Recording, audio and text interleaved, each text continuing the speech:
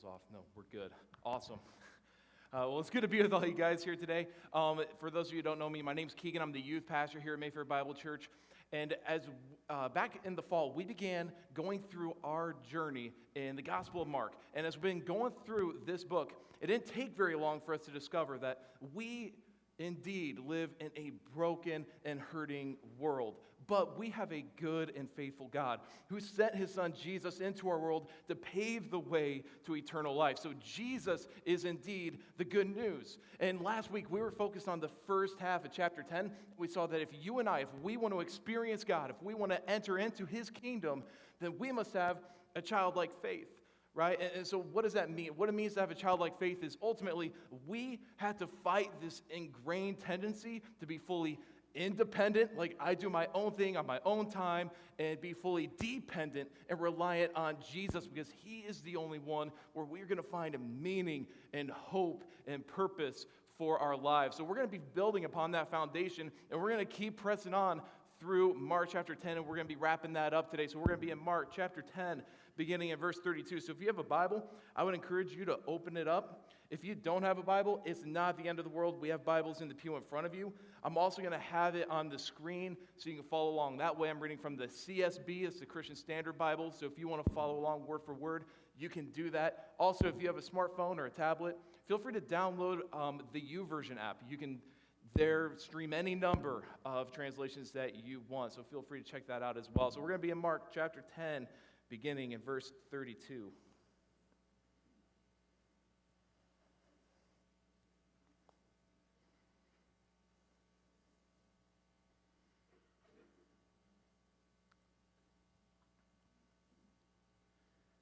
Beginning in verse 32, the word says, "They were on the road, going up to Jerusalem, and Jesus was walking ahead of them.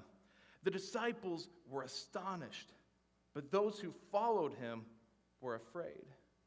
And taking the 12 aside again, he began to tell them the things that would happen to him." All right, so let's just pause there for a quick second. We see Jesus, he's walking with, or rather ahead of his disciples, and we're told there's another crowd that is following behind as well. And we see that the disciples, we're told they're astonished. Another way of putting it is they are amazed at the person of Jesus. And there's good reason for this. I mean, they've seen and heard Jesus do mind-blowing things throughout their time together. But in particular, Jesus over the last two chapters, in chapter 8, verse 31, and chapter 9, verse 31, he's been unpacking what is that popping sound? Am I the only one hearing that? I'm the only one hearing that. No, I'm not. So I'm not insane, is what you're telling me. Oh, thank goodness. I thought I was going crazy. Well, we'll press on anyway. All right, so Jesus, he's been unpacking in chapters 8, verse 31, and chapter 9, verse 31, the different things that are going to happen to him when he gets to Jerusalem. And it's not a fun experience, all right? So he's been telling them, hey, as we get to Jerusalem, there will come a point where I am handed over by the religious leaders. I will be condemned by them, and I will be given to the Romans, a.k.a. the Gentiles, because they rule over everything, and they are the only ones who have the ability, the authority to execute people. And so he says, I'm going to be handed over to them, and I'm going to be tried, I'm going to be beaten, and I'm ultimately going to be executed. And so the tone is just kind of heavy. Like, you can tell when you're reading this, something's different. Like, the disciples, they're amazed. Why? Because they know these things are going to happen. They don't fully understand the big picture yet, but they know something is coming. And where is Jesus leading them? Where are they headed? Jerusalem. Like the very place where he said, these bad things are going to happen to me, that's where we're going. Right? Like Jesus walks toward the mess. He walks towards the trials. And what's amazing is the disciples are like, I don't understand this.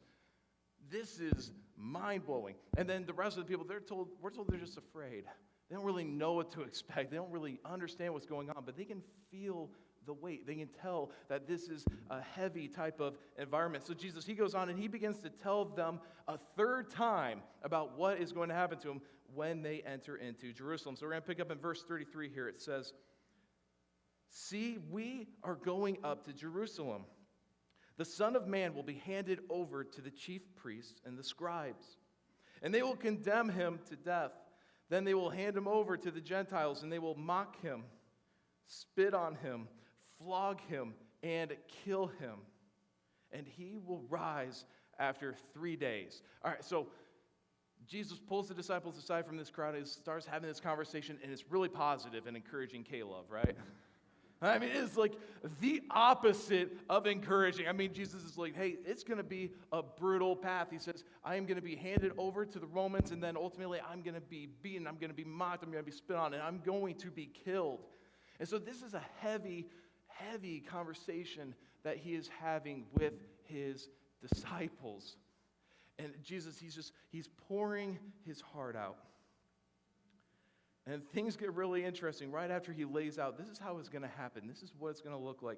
A couple of his disciples come forth, and they have just a little request for their teacher. In verses 35 through 36, it says, James and John, the sons of Zebedee, approached him and said, Teacher, we want you to do whatever we ask you. What do you want me to do for you? Okay, now let's just hold on for a second. Anybody tried that with their parents growing up? Hey, Mom, Dad, I have something that I just want you to do whatever I'm about to ask you. It's like, that's probably not going to happen, right? So, I mean, Jesus pours out his heart, and these two followers of his, I mean, they've been walking with Jesus for a couple of years now, and they're friends with him. In John 15:15, Jesus says, I no longer call you servants, I call you friends. And so, I mean, they are close. And Jesus, he shares very purposefully, very intensely what is going to happen to him, and it's met with, we want you to do whatever we ask. And Jesus, he's so interesting because he's so full of love and full of grace. He doesn't rebuke them. He doesn't come down on them. He's just like, all right, I'll entertain this. Let's have a dialogue. What do you want? Right? He's like, what do you want me to do for you? And then they kind of lay it out and they say, well, allow us to sit at your right and your left in your glory. That's a big request. I mean, I've asked for some outlandish things before, but I feel like this is like the top, right? I mean, Jesus, he says, hey, look at what's going to happen. This is what awaits me in Jerusalem. It's not going to be easy. It's not going to be pretty. And I think a lot of times we forget about the humanity of Jesus because, yes, he's fully God. He's begotten, not created, but he is fully man. When he took on flesh, like he knew what it was like to be afraid. He knew what it was like to be hungry and thirsty. He knew what it was like to feel, betrayed. He knew all of these different things. And so I think it's fair to assume that if you or I were to have a meaningful conversation with a friend or a family member, and we're having a hard conversation, that we would expect a little bit of empathy, right? Just a little bit of compassion. But instead of that, he gets met with this outlandish, self-focused request. I'm going to be the first to admit, guys, I'm not super great at communicating my feelings. But there's one person that I seem to never have a problem expressing my heart and my feelings to, and that's my 2-year-old Blair. And how can I not be filled with joy when I catch her doing something like that? Right? I come upstairs, and she's climbing out of her crib. That's awesome. That means more work for us. Yes. But I saw that, I just died laughing, and so I love my baby girl. And it's really cool, guys, because now that she's a little over 2, we're able to have real, semi-real conversations, all right? Like, I know what she's getting at. We know how to communicate, and she responds. She's very good at saying no. She's good at saying some other things. But lately, what it's been is she wants to watch Frozen every single day. Curse you, Disney Plus, right? So she always wants to watch Frozen. We come downstairs, and she points at the TV. She's like, Elsa, Anna, Olaf, dear? I know exactly what she's telling me. She's like, hey, old man, turn on the TV so I can watch some Frozen, right? Like, we get each other. Makes perfect sense. And then I go upstairs another day to get her out of bed, and I look at her, and she smiles at me, and she says, hi, Daddy. I'm like, oh, I'm moved. And so I don't know what comes over me. I pick her up, and I just look at her. I'm like, Blair, I want you to know that I love you. I think you're beautiful. I think you're strong. And I am so proud to call you my daughter. And she looks at me, and she says, okay. I mean, not I love you, not thanks. I would have taken whatever at this point. Like, whatever, man. Like, I would have taken anything. But K? I mean, it's such an indifferent response. And I was like, come on, that kills me. But I imagine Jesus, surely he felt some of that himself. He's pouring his heart out before his disciples saying, hey, this is going to happen. He doesn't get this outlandish, empathetic response. Instead, he gets met with two of his closest followers requesting to benefit from him in an earthly manner. And so Jesus, I just can't imagine all the different things that are going on in his head, because he's God. But like, again, he just shows so much love, so much grace, so much compassion. He doesn't rebuke them. Again, he asks them instead a question. First off, he says, look, you do not know what you are asking. Are you able to drink the cup that I drink, or be baptized with the baptism I am baptized with? We are able, they told him. And Jesus said to them, you will drink the cup that I drink, and you will be baptized with the baptism I am baptized with. But to sit at my right or my left is not mine to give. Instead, it is for those whom it has been prepared. So Jesus lays out, he says, look, you guys don't know what you're asking for. You don't understand how high of a request this is. And then he says, I have a question for you. Are you willing to drink from the cup that I drink? And how do they respond? Yeah, right? Like, yeah, we're able, Jesus. We can do that, because they're still not getting it. They're working through this lens of, yeah, we can rule in glory with you, right? Like, we can handle that. Like, we can judge. We can be in positions of power, right? Like, we got this. And Jesus is like, look, you will share in my glory, guys. You've been following me for years. You are my brothers. You will share in my glory. Don't worry about that. But if you're going to share in my glory, you will share in my pain. You will share in the struggles as you live in a broken and hurting world. And so Jesus says, you will experience these things. And I got to be honest with you, Mayfair, I know I've said this before, but it bears repeating. Knowing and following Jesus is the most amazing relationship and experience you will ever have. Hands down, no question. I mean, knowing Jesus has got me through incredibly difficult times. He's given me courage and confidence in the midst of overwhelming fear. He's given me hope in very low, dark places. He has given me joy when I feel overwhelmed with pain and confusion and uncertainty. But like the disciples, we are not going to be immune or be able to escape moments of hardship or trials as we follow our resurrected Savior. It's going to happen, and history shows us this. Jesus says, hey, you will drink from the cup that I drink. What happened to every one of Jesus' disciples after he rose from the dead? Well, history lesson. They all died, guys. Like, not natural old age. Like, they were martyred. They were killed. They were murdered for their faith, except for John. Interestingly enough, the Romans put him in a big, this is what tradition tells us, the Romans put him in a big pot of boiling oil, and they put him in it. And then when he didn't die, it freaked him out. So then they exiled him to the land of Patmos, and he just dwelled there in isolation. So John also knew what it was like to struggle, to suffer, to drink the cup that Jesus drank. And so a lot of times what happens is we get into this mindset where we think suffering is strictly a physical experience, but that's not the case, right? Like, we're mental, emotional, and spiritual beings as well. So what does it mean to suffer for the gospel? Maybe it means that you lose a job, or you lose an experience or an opportunity because you have decided it is not worth compromising your character or integrity for. Or maybe it means you have to distance yourself from a family member or a dear friend, or maybe you have to end a romantic relationship for the sake of knowing and clinging to Christ.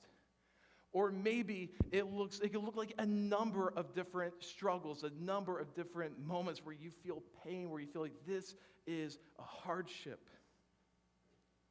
But there's one thing that is extremely clear, that as Christians, as followers of Jesus, we will share in his glory, but we will drink his cup. And that means that for each and every one of us, we will die to ourselves, declare war on our sin, so that Christ can live and shine through us.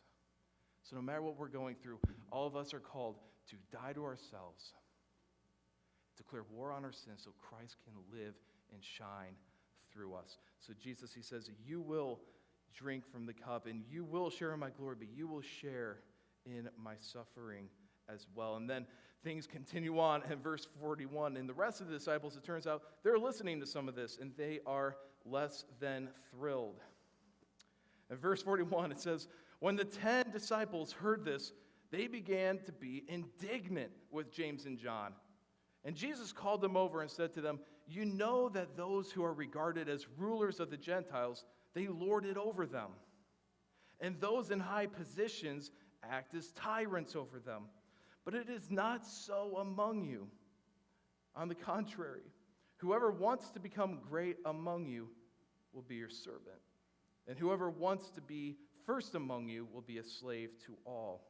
For even the Son of Man did not come to be served, but to serve and give his life as a ransom for many. All right, so Jesus, he takes the 12 aside, he explains what's going to happen, and then James and John say, well, we know that you're going to go through some hard times, but let's get straight to the glory, right? Like, we want these positions of power. And then Jesus tells them, look, you will walk the same road that I walked. And then we're told that the other disciples, they're indignant. What does it mean to be indignant? They're angry, right? Like, they're angry with James and John for making such an outlandish, selfish request. And it would be nice to think, man, they're just really bothered by the selfishness of these two disciples. But how many of you are familiar with the process of calling shotgun to get the passenger seat of a car? Okay, some of you guys are like, I'm too familiar with that, right? When I was growing up, me and my younger siblings, I'm the oldest, we constantly competed for shotgun, because those of you who do not know, the passenger seat is hands down the best seat, because you can play your Game Boy Color. I'm dating myself. In luxury, you can have all the legroom you want, and again, this is before the buttons were really popular, or maybe we just didn't have that kind of a car, but we would pull the lever back, and you'd like hit the sibling behind you in the legs as you do it. You're like, take that.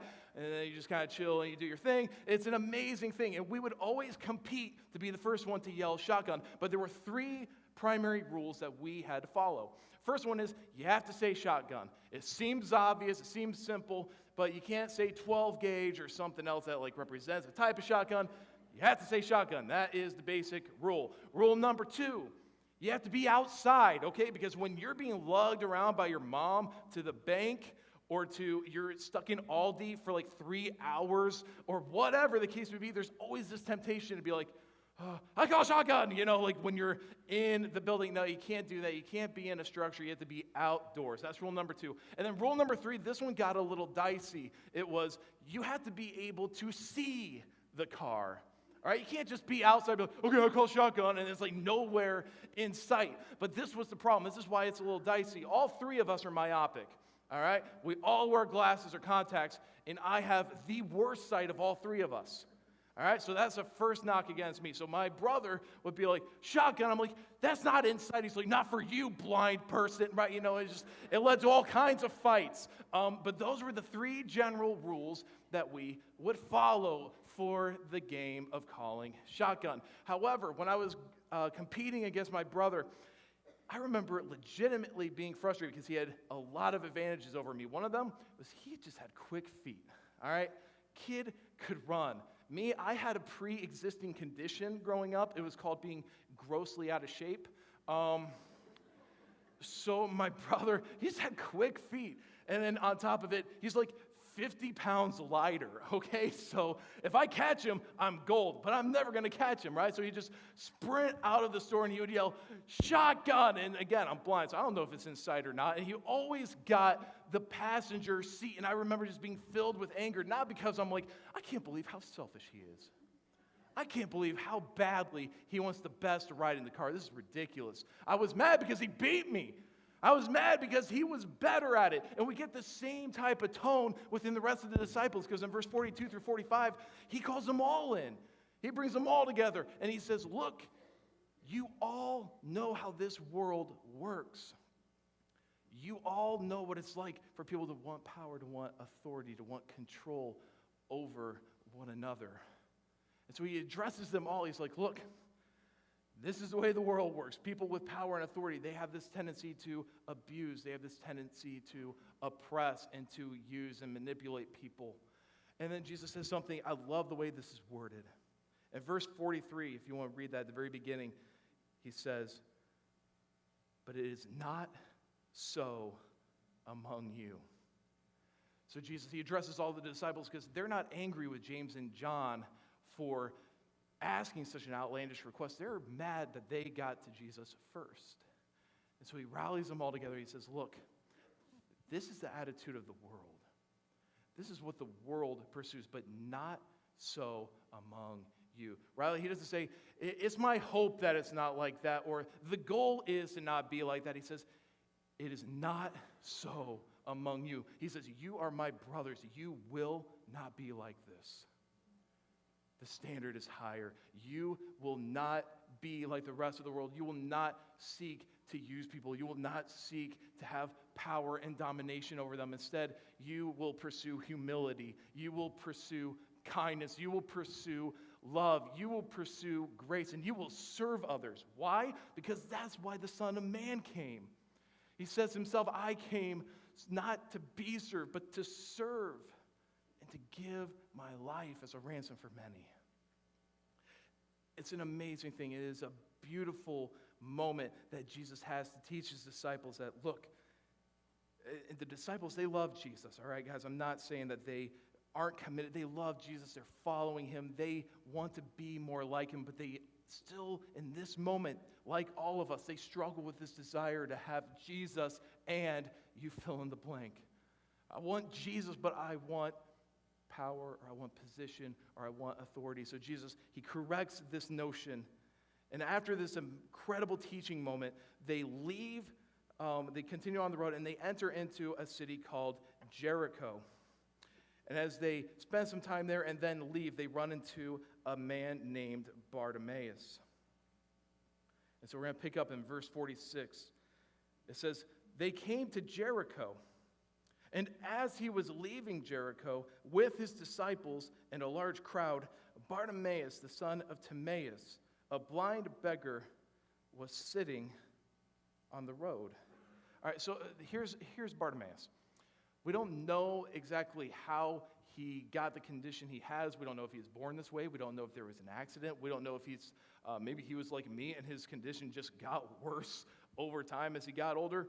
No idea. But we know that he can't see. And so he is walking this familiar road on a populated route in order to sit down near Jericho and beg for finances, beg for food, beg for clothing, whatever the case may be. And he's living off of whatever leftover generosity people who pass by have.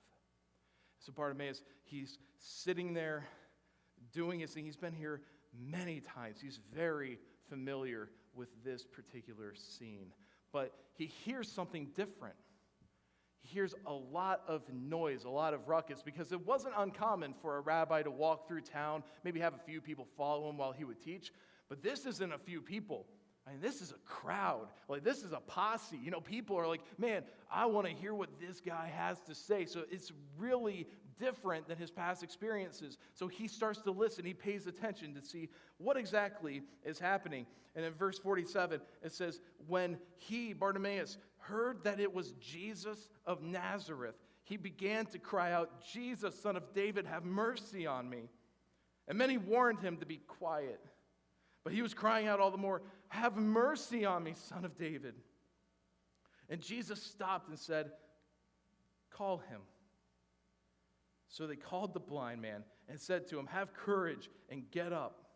He's calling for you. He threw off his coat and jumped up and came to Jesus. All right, so Bartimaeus, he hears rumbling through the grapevine that this isn't just some ordinary man walking through town. This is Jesus of Nazareth. And so by this point, Jesus' name would have been very well known because Jesus has been doing pretty amazing things, right? Like he's been casting demons out of people. He's been healing people of diseases. He's literally raised individuals from the dead, right? And so Bartimaeus hears that it's him, and he's like, man, this is my chance.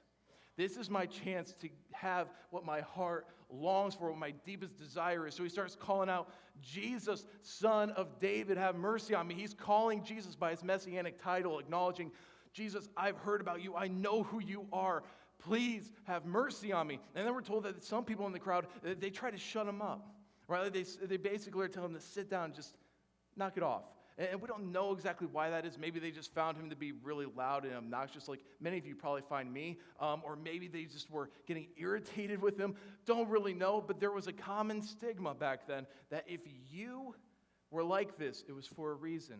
In fact, in John chapter 9, verses 1 through 2, Jesus is walking with his disciples, and they stop. They see a man who was born blind, and they say to Jesus, was it this man's sin or his parents' sin that caused him to be this way?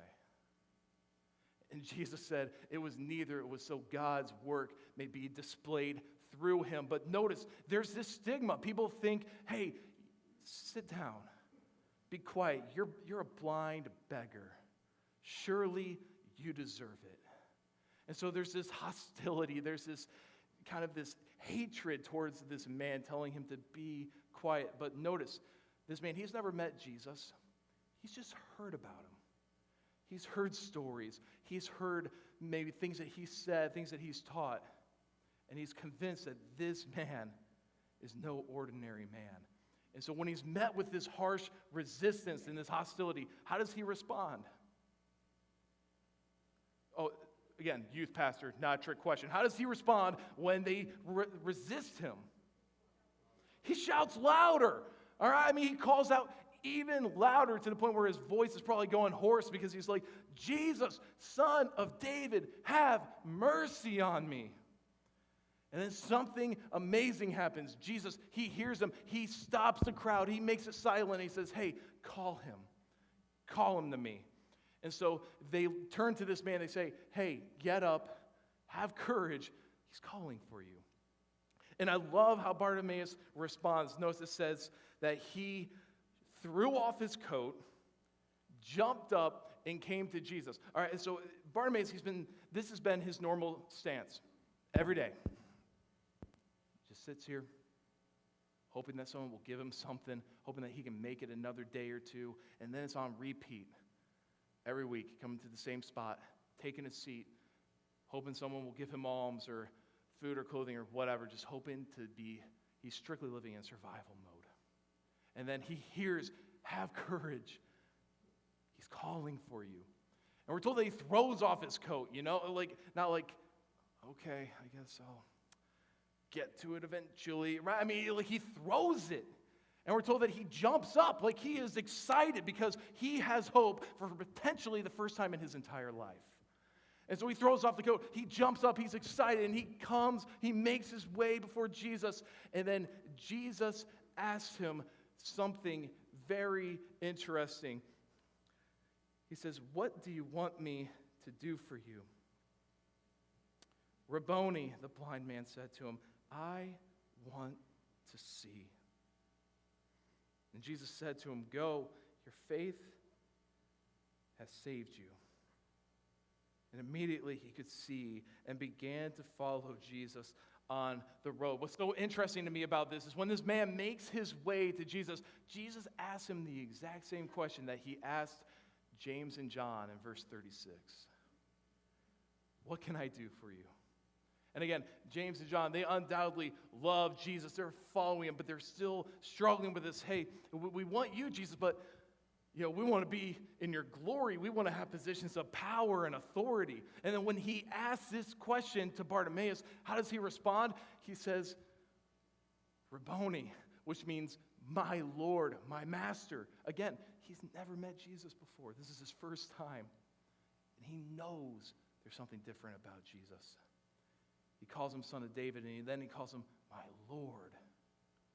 He says, have mercy on me. And I know that you healing me would be solely an act of mercy on your part. I don't deserve it. I can't earn it. It's not something that I can work toward. It's just purely an act of mercy.